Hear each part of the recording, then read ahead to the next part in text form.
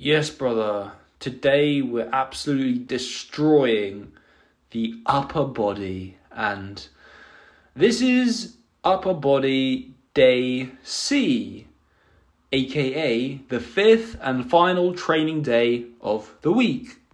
I train upper, lower, upper, lower, upper, without any rest days in the middle. So on this fifth and final day, I am carrying enough fatigue to get a really, really good session in without needing as much weight. So the first exercise of the day will be the weighted pull-up, and I'm warming up here with the lat pull down so I can put on some really light weight. As you can see here, it's only 20 kilos, like an empty bar, and just crank out the reps. As you can see, I'm pulling really, really far down my body, almost touching my stomach, so that I can really activate those lower lats and establish some good pulling mechanics. Next warm-up will be the assisted pull-up machine, because I might as well just crank out a few more reps with some light weight that isn't yet just my body weight, which I'm sitting at around 90 kilos at the moment. Freaking pathetic. I need to get up to 100 with post-haste. So, yeah, there's my first proper warm-up set with just my body weight. And as you can see, I'm not extending all the way down into a dead hang, because that actually disengages your lats and makes you use a lot more arms than you would otherwise. And when I do pull-ups, I want to target predominantly my back. So here's my last warm-up set with 15 kilos. Bosh. Just an easy, quick triple.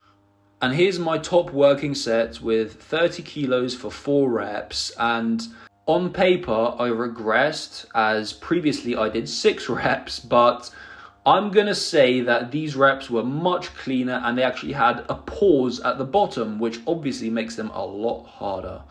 And now we have the overhead tricep extensions, which I do as a superset with the pull-ups, because why not? Why waste time resting when I can do an exercise that doesn't involve any of the same muscle groups and just keep the momentum of the workout flowing? And I really, really love this exercise because of how suddenly you hit failure, and the fact that you just can't crank out any more reps, as you will see me very shortly attempting. You just can't. You're just stuck. You just can't hammer anything extra, which means that it really pulverizes them in the lengthened position. So my next working set is yet again 30 kilos for 4 reps, but this time the reps are faster and there's no pause at the bottom, which is what allows me to get those 4 reps, because if I didn't do this, if I did the same cadence as the first set, then I would have been knocked out of my rep range, which is 4 to 6 reps. And because I want to further demolish my back, I did a drop set. I took off a 15 kilo plate, and as you can see, I really, really struggle. I don't even think I got 3 reps. Yeah, that's right. I can't even get 3 reps of 15 kilos on this drop set. So I drop the weight again, and I attempt just my body weight again. In my head, I'm thinking that I'm going to get at least 5 reps with my body weight, but at this point, my lats are smoked. So as you can see, even the first rep was a bit of a struggle, and second rep, bang, didn't even get that fully, and rep number 3 with just my body weight, I barely even got that. I'm not going to count that. Triple drop sets to utter failure. My lats are fried, which is exactly what I wanted from this triple drop set. Right here, the exact same station, I can just pick up the rope and crack on with my superset. I love doing supersets on pieces of equipment that are right next to each other, because, you know, in a busy gym, when you pick 2 things that are on the opposite side, by the time you get there, somebody else is using it, and it just disrupts the entire flow of your workout. But yeah, I can't shill the superset enough. It just saves so much time, and like I said before, it really keeps the momentum going because you're not sat around just waiting. So after these 2 supersets are done, that's it. On to the next exercise, which is the seated dumbbell shoulder press. And I know what you're thinking, Matt, those dumbbells look ridiculously tiny. And you're right, I'm using 20 kilos. Now, I have to say, just for my ego's sake, that I can dumbbell shoulder press the 34 kilo dumbbells, but if you look closer at the form I'm using, that will explain everything to you. I got this form from Jonathan Warren, and when you do it, you basically flare your scaps out, which absolutely smokes your shoulders with only a fraction of the weight that you can normally lift. And to prove that, I'm about to do a rest pause set. So right now, I have a pretty vile pump in my shoulders, but once that fades, I kick the dumbbells up and I just start cranking out a few extra reps with more normal dumbbell pressing form. And as you can see, the reps are just flying up, which just goes to show you how effectively that scaps out form will take strength away from you. And then another superset with the preacher curl. This set was disgusting in the fact that I lost strength. I am not afraid to admit it. This set, I was shooting for 10 reps, and guess how many I got? 6. That's right, 6 measly reps with a weight I should have hit for 10, but sometimes it happens. I don't know why. Maybe it's because I'd only just reintroduced carbs for like 2 days after this workout, because I'd done a week of carnivore just to reset my mind a bit. But yeah, here I'm just like in disbelief at how weak I am, and so I have to go again, do another rest pause set, hoping to get at least 2 extra reps, but only managing 1, and then after that it's just not happening. And so set 2 of my ridiculously weak shoulder press, which isn't normally this week, I must insist, but I can't lie, I am actually really enjoying the way this just destroys my shoulders. And for all of you science nerds who say the shoulder press doesn't work your lateral deltoids, try it out using this form, and I promise you that your middle delts will be smoked pretty much in alignment along with your front delts, because as you can see, got very vertical torso, and just if you know a bit about biomechanics, you'll see that the pressing pattern just activates the mid and rear delts a lot more than in a normal shoulder press like you see me doing here. Yes, it does become more front delt dominant because of the way I'm lifting the weights. I'm bouncing them a little off my shoulders, and I am arching my back a bit, which means there might be even some upper chest involved. But hey-ho, on to the next bicep curl set, in which I am forced to strip off the weight in order to stay inside my rep range, which is 6 to 10 reps. I hoped I'd be able to do that with the last weight, but clearly that was a pipe dream.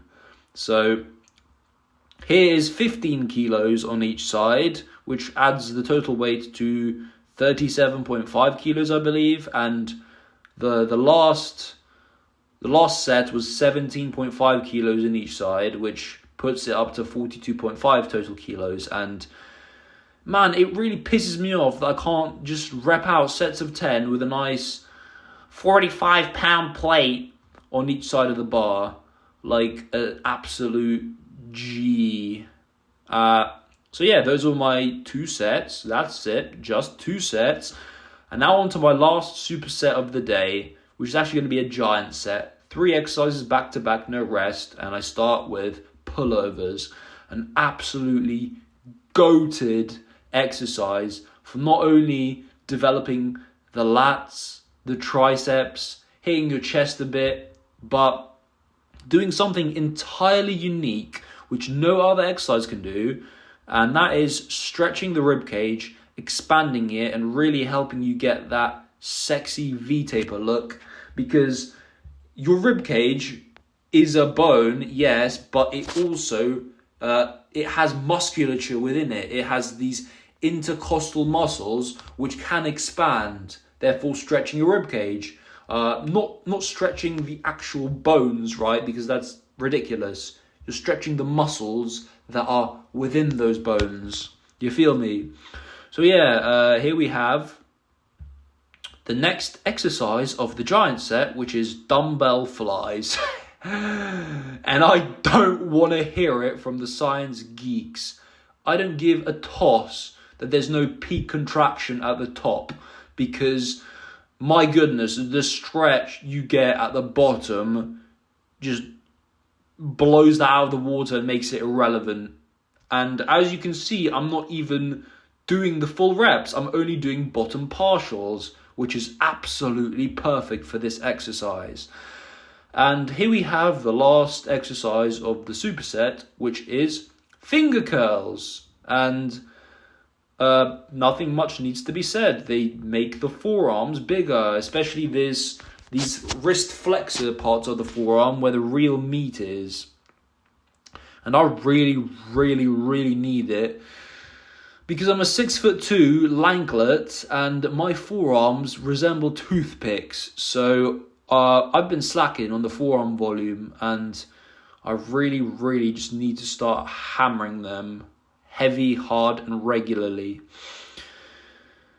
But yeah, that about sums it up. There we have another little rest pause because the plates were sliding off, because like a little bit of a buffoon, I didn't clip them. There we have it. I'm just trying to think of something to say, but I've already explained all I need to. So yeah, set 2 of the pullovers, and I've already absolutely just shilled them into oblivion, but that doesn't really matter because you can't shill the pullovers enough. I mean, don't get me wrong, there will always be a science dweeb who will talk crap on them because, you know, the range of motion hasn't got that much tension in it everywhere. It might be a bit of a weird strength curve, but for the part of the range of motion that does have tension in it, my goodness, is that tension potent. So yeah, again, this superset doesn't require me to do any kind of gym marathon running where I'm hopping around on either side of the gym. I'm just bosh, bash, bish. Change the bench angle up a bit, and there we go. Just start cranking out those dumbbell flies. Nothing makes me as sore as these. Actually, that's not true. These plus dips, those are the only chest exercises I do nowadays, and I think they're very, very effective because both of these are just focusing on that deep stretch, which, not every single muscle group in your body likes to be stretched beyond belief, but I think your chest in particular really, really does. Last set of finger curls, and this one gets really, really funky because the plates just keep sliding off. I don't know why I'm so pig-headed and I refuse to just clip it. I just keep on pausing the set just to slide them back on again.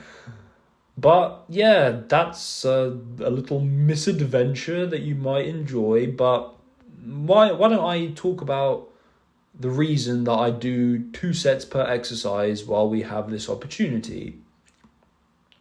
I love the 2-set approach because it keeps the intensity high and it allows me to keep my focus a lot better, because I find 2 sets is that sweet spot, and on that 3rd set is when you start to get a little bit, fed up. So that was it. That was the entire program in the day, but there's a part of my program that I haven't yet told you about, which is at the end of every session, if I feel like a certain body part needs a little bit more volume, I'll just do a finisher. These aren't planned, they aren't part of the program. These are just basically what I feel like doing if I feel like doing it. And today I felt like my upper back could do with more volume, and so I did a finisher, triple drop set on this little rowing machine. And I really used to not like this rowing machine because I wasn't setting up properly.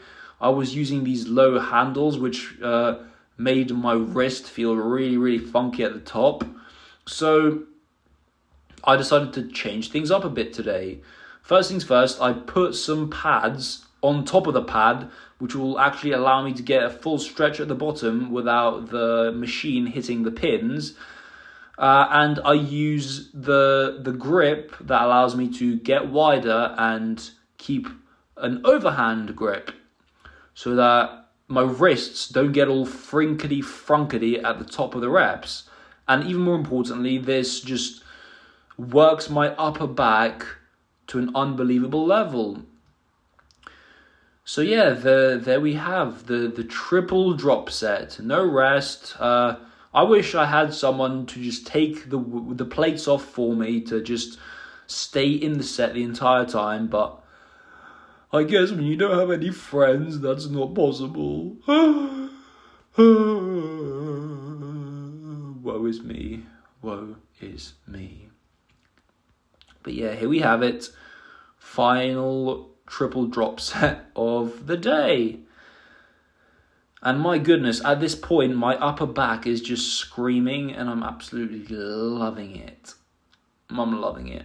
And I'm really enjoying these finisher things at the end of the training session, because there's no pressure, there's no, it's just it's just having a bit of fun, doing what movement I feel like doing, what muscle group I feel like doing. And I'm going to keep it that way for the time being and see how that goes. But hey, I had to do it to him. I was looking at how my back was looking in the t-shirt when I watched that video back, so I just said I have to see what I look like shirtless doing this exercise. And my goodness, it was a little bit cringe taking my shirt off in the opposite of a hardcore gym. But what can I say? I am very happy with how developed my back looks, how striated and dense everything is. And finally, I do have some hope that I'm not a complete pencil neck dweeb after all. So shirt is going back on and the session is over. But obviously we have to hit a little flex in the changing rooms afterwards. And my goodness, does this gym have the most delightfully lit changing rooms. I absolutely love it here, and for the next foreseeable unit of time, I'm not going to be coming to this gym, so if I look 10 times smaller and more obese, then that's why.